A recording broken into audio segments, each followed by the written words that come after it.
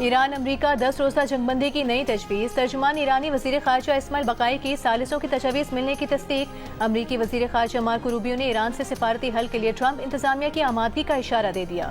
غیر ملکی خبر ایجنسی سے گفتگو میں ایرانی عہدیدار نے بتایا کہ ثالثوں نے 10 روزہ جنگ بندی کی تجویز دی ہے تاکہ ایران امریکہ عبوری معاہدے کی بحالی کا کام آگے بڑھایا جا سکے۔ ایرانی وزیر داخلہ اسکندر مومنی وفاقی وزیر داخلہ محسن نقوی کی دعوت پر آج پاکستان پہنچیں گے۔ ذرائع کے مطابق اسکندر مومنی ایرانی صدر کا خصوصی پیغام لے کر پاکستان آ رہے ہیں۔ ایرانی وزیر داخلہ دورے میں وزیر اعظم شہباز شریف، فیلڈ مارشل سید عاصم منیر اور وفاقی وزیر داخلہ محسن نقوی سے ملاقاتیں کریں گے۔ ذرائع کے مطابق ایرانی وزیر داخلہ کی فیلڈ مارشل سے ملاقات خصوصی اہمیت کی حامل ہوگی۔ یمن کی حوثی تنظیم انصار اللہ نے سعودی عرب کی بحری ناکہ بندی کا اعلان کر دیا۔ خبر ایجنسی کے مطابق ترجمان انصار اللہ نے ناکہ بندی کا اعلان کیا ہے۔ شہباز شریف کی ریلوے کی ترقیاتی منصوبوں کو مقررہ مدت کے اندر مکمل کرنے کی ہدایت۔ پاکستان ریلویز ٹرانسفارمیشن پلان پر جائزہ اجلاس میں کہا، پاکستان ریلویز مسافروں اور مال برداری کے لیے سب سے کم لاگت اور مؤثر ذریعہ نقل و حمل ہے۔ جدید اور مؤثر ریلوے نظام ملکی معیشت، تجارت اور علاقائی روابط کے فروغ میں کلیدی کردار ادا کرے گا۔ National cyber crimes investigation agency کی جانب سے متنازع بیان پر طلب بانی پی ٹی آئی کی بہن نورین نیازی پیش نہ ہوئیں۔ ان کے وکیل نے جواب جمع کرایا۔ میڈیا سے گفتگو میں نورین نیازی کے وکیل نے کہا کہ نورین نیازی نے فیصلہ کیا ہے کہ این سی سی آئی اے سے تعاون کریں گی۔ بتایا جائے کس شک کے تحت نوٹس جاری ہوا، انہیں کس قانون کے تحت طلب کیا گیا ہے، انہیں کل آنے کا کہا گیا ہے، لیکن ہم نے 4 ہفتوں کی مہلت مانگی ہے۔ نورین نیازی باہر ہیں، ان کا ابھی یہاں پیش ہونا مشکل ہے۔ بیٹا اور بھائی جیل میں ہیں۔ نورین نیازی کو بھیجے گئے نوٹس میں سوشل میڈیا پر اداروں کے خلاف جھوٹے اور تضحیک آمیز بیان پر وضاحت مانگی گئی تھی۔ بانی پی ٹی آئی کی بہن نورین نیازی کے متنازع بیان سے پی ٹی آئی کا اعلان لا تعلقی۔ پی ٹی آئی کے سینیٹر بیرسٹر علی ظفر نے کہا کہ بانی پی ٹی آئی کی بہن کے بیان سے پی ٹی آئی کا کوئی تعلق نہیں۔ سپریم کورٹ کے باہر میڈیا سے گفتگو کرتے ہوئے مزید کہا کہ گزشتہ رات بیرسٹر گوہر نے انہیں جوڈیشل کمیشن اجلاس میں شرکت نہ کرنے کا کہا۔ ان کی ذاتی رائے میں کسی بھی ادارے کا بائیکاٹ نہیں کرنا چاہیے۔ پارلیمنٹ سمیت ہر پلیٹ فارم پر اپنا موقف پیش کرنا چاہیے۔ پی ٹی آئی کا فیصلہ ہے جسے تسلیم کرنا میری مجبوری ہے۔ Chairman P T I barrister Gohar کا کہنا ہے کہ جوڈیشل کمیشن کے اجلاس کا بائیکاٹ جاری رکھیں گے۔ وہ اور senator Ali Zafar high court ججز تعیناتی سے متعلق اجلاس میں شریک نہیں ہوں گے۔ پنجاب کی سینئر وزیر مریم اورنگزیب کا کہنا ہے نورین نیازی کا بیان ان کے دماغی خلل اور گندگی کی عکاسی کرتا ہے۔ نورین نیازی سمیت جو بھی شخص اس طرح کے ملک دشمن بیانات دے اس کے خلاف سخت قانونی کارروائی ہونی چاہیے۔ بانی پی ٹی آئی سے وکلاء اور اہل خانہ کی کب اور کتنی ملاقاتیں ہوئیں؟ جیل انتظامیہ 3 ہفتوں میں تمام ریکارڈ جمع کرائے، سپریم کورٹ کا حکم۔ ایڈوکیٹ جنرل نے رپورٹ جمع کرانے کے لیے مہلت مانگ لی۔ بانی پی ٹی آئی سے وکلاء اور اہل خانہ کی ملاقاتوں کے کیس کی سماعت میں جسٹس محمد علی مظہر نے کہا کہ اسلام آباد ہائی کورٹ کو میڈیا سے گفتگو نہ کرنے کی یقین دہانی کرائی گئی تھی۔ جیل کے باہر میڈیا سے گفتگو کر کے یقین دہانی کی خلاف ورزی نہیں ہوئی۔ پی ٹی آئی کے وکیل سلمان اکرم راجہ نے کہا کہ اسلام آباد ہائی کورٹ کا حکم متفقہ نہیں تھا۔ عدالت نے کہا کہ اگر حکم متفقہ نہیں تھا تو آپ ہائی کورٹ میں نظرثانی کی درخواست دائر کرتے۔ آزاد جموں کشمیر الیکشن کا پہلا مرحلہ 30,000 سرکاری ملازمین اپنے اپنے حلقوں کے لیے ووٹ کاسٹ کیے۔ Chief election commissioner Azad Kashmir کا مختلف پولنگ اسٹیشنز کا دورہ۔ میڈیا سے گفتگو میں کہا کہ کسی صورت الیکشن کو سبوتاژ نہیں ہونے دیں گے۔ الیکشن کے روز مکمل سیکیورٹی ہوگی تاکہ لوگ نکل کر بحفاظت اپنا ووٹ کاسٹ کریں اور واپس جائیں۔ اربوں روپے کے ٹیکس تنازع پر سپریم کورٹ نے فیصلہ سنا دیا۔ ڈویڈنڈ انکم پر 35% ٹیکس وصولی کا ایف بی آر کا موقف مسترد کر دیا گیا۔ کمپنیوں کے حق میں اور ایف بی آر کے خلاف اسلام آباد ہائی کورٹ کا فیصلہ برقرار۔ ایف بی آر کی تمام سول پٹیشنز خارج کر دی گئیں۔ سپریم کورٹ نے قرار دیا کہ ڈویڈنڈ انکم پر صرف سیکشن 5 لاگو ہوگا، سیکشن 39 نہیں۔ ایف بی آر کمپنیوں سے 35% کارپوریٹ ٹیکس وصول کرنا چاہتا تھا۔ ایف بی آر کا موقف قانونی طور پر ناقابل قبول ہے۔ ڈویڈنڈ ایک الگ ٹیکس بلاک ہے، اسے عام آمدن قرار نہیں دیا جا سکتا۔ لیاری ایکسپریس وے منصوبے کی سہولتی زمین پر 20 بنگلوں کی تعمیر کا انکشاف۔ نیب نے اسٹیٹ ایجنسی سے منسلک جائیدادیں منجمد کرنے کا حکم دے دیا۔ نیب کے مطابق لیاری ایکسپریس وے ری سیٹلمنٹ پروجیکٹ میں مبینہ بدعنوانی کے کیس میں 2 نجی اسٹیٹ ایجنٹس نے مبینہ طور پر جعلی پلاٹ فائلیں عوام کو فروخت کی۔ ملزمان نے مبینہ فراڈ سے حاصل رقم سے ٹھٹہ میں 25 ایکڑ زمین خریدی ہے۔ یہ زمین ہاؤسنگ منصوبے بنانے کے لیے حاصل کی گئی۔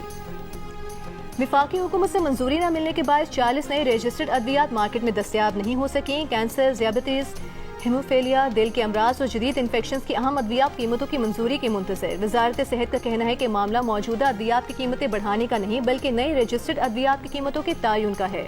35 نئی رجسٹرڈ ادویات کی قیمتوں کی منظوری پہلے ہی دی جا چکی ہے۔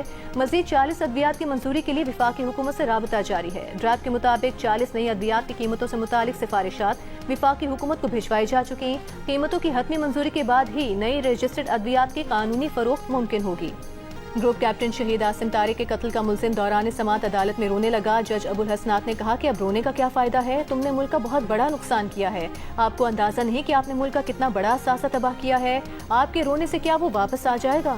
اسلام آباد کی انسداد دہشت گردی عدالت نے ملزم سعد عباسی کو 7 روزہ جسمانی ریمانڈ پر پولیس کے حوالے کر دیا۔ پروسیکیوٹر نے عدالت کو بتایا کہ ملزم کی شناخت ہو چکی ہے۔ کراچی میں سرکاری بس کی ٹکر سے معذور ہونے والے شہری کو 34 سال بعد انصاف مل گیا۔ ضلعی عدالت کا سندھ حکومت اور بس ڈرائیور کو متاثرہ شہری کو 1 کروڑ روپے ہرجانہ دینے کا حکم۔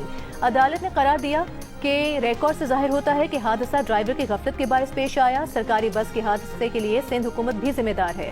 حادثے کے نتیجے میں مدعی کی ٹانگ ضائع ہو گئی اور مستقل معذوری کا شکار ہوا۔ مستقل معذوری کی وجہ سے مدعی کی آمدن اور سماجی زندگی متاثر ہوئی۔ مدعی 1992 میں کورنگی روڈ پر تیز رفتار سرکاری بس کی ٹکر سے زخمی ہوا تھا۔ عدالت کا 3 ماہ میں ہرجانے کی رقم ادا کرنے کا حکم۔ مٹیاری میں مال گاڑی کو پیش آنے والے حادثے کے 20 گھنٹے بعد ڈاؤن ٹریک بحال کر دیا گیا۔ اب ٹریک کی بحالی کا کام جاری۔ وہاب شاہ ریلوے اسٹیشن پر گزشتہ روز کوئلہ لے جانے والی ٹرین کی 16 بوگیاں الٹ گئی تھیں۔ ریلوے حکام کے مطابق ٹوٹے ہوئے ٹریک کی پٹریوں کو جوڑنے کا کام جاری ہے۔ ٹریک بند ہونے کے باعث ٹرینوں میں موجود مسافر شدید گرمی میں پریشان۔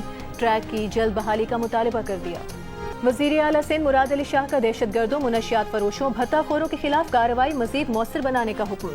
پولیس اور سیکیورٹی اداروں کو انٹیلیجنس بیسڈ آپریشن مزید تیز کرنے کی ہدایت۔ امن و امان سے متعلق اجلاس میں وزیر اعلیٰ کو بتایا گیا کہ اس سال پہلے 6 ماہ میں سنگین جرائم، دہشت گردی، اسٹریٹ کرائم میں نمایاں کمی ہوئی۔ دہشت گردی کے واقعات میں 75% کمی، جبکہ کراچی میں مجموعی اسٹریٹ کرائمز میں 11.77% کمی ریکارڈ کی گئی۔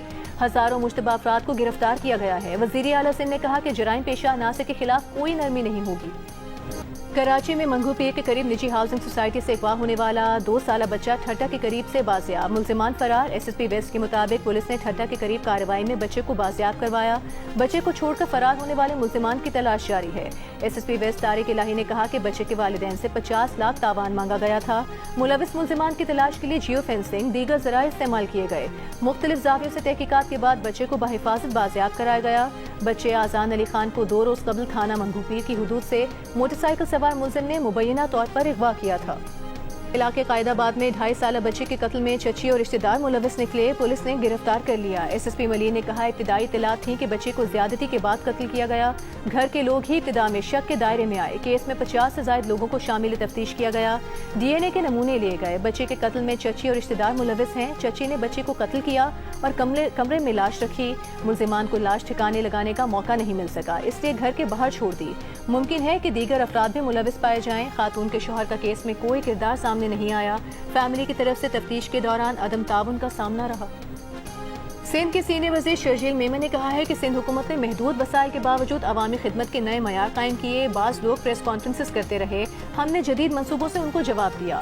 سندھ کے ترقیاتی منصوبوں میں رکاوٹ ڈالنے والوں کو عوام مسترد کرتے آئے ہیں۔ اگر سندھ کے منصوبوں کو وفاق سے تعاون ملے تو نتائج تیزی سے عوام تک پہنچ سکتے ہیں۔ شرجیل میمن کا کہنا تھا کہ عوامی خدمت ہی ہماری سیاست کی پہچان ہے۔ جو لوگ فائلوں میں ترقی ڈھونڈتے ہیں وہ سندھ آ کر عوام کے لیے عملی کام بھی دیکھیں۔ حماس نے اپنے نئے سربراہ کا اعلان کر دیا۔ ڈاکٹر خلیل الحیہ کو تحریک کے سیاسی دفتر کا سربراہ منتخب کر لیا گیا۔ حماس نے کہا کہ ڈاکٹر خلیل الحیہ یحییٰ سنوار کے جانشین کی حیثیت سے ذمہ داریاں سنبھالیں گے۔ اور اینڈی برنہم باضابطہ طور پر برطانیہ کے وزیر اعظم بن گئے۔ برطانیہ کی ترقی کے لیے نیا 10 سالہ منصوبہ لانے کا اعلان۔ 10 ڈاؤننگ اسٹریٹ میں اپنے خطاب میں کہا کہ ہمیں دنیا کو دکھانا ہوگا کہ ہم برطانیہ کا استحکام بحال کر سکتے ہیں۔ ہم تعلیمی نظام میں تبدیلی لائیں گے۔ یہ لمحہ برطانیہ کے لیے ایک فیصلہ کن موڑ ثابت ہوگا۔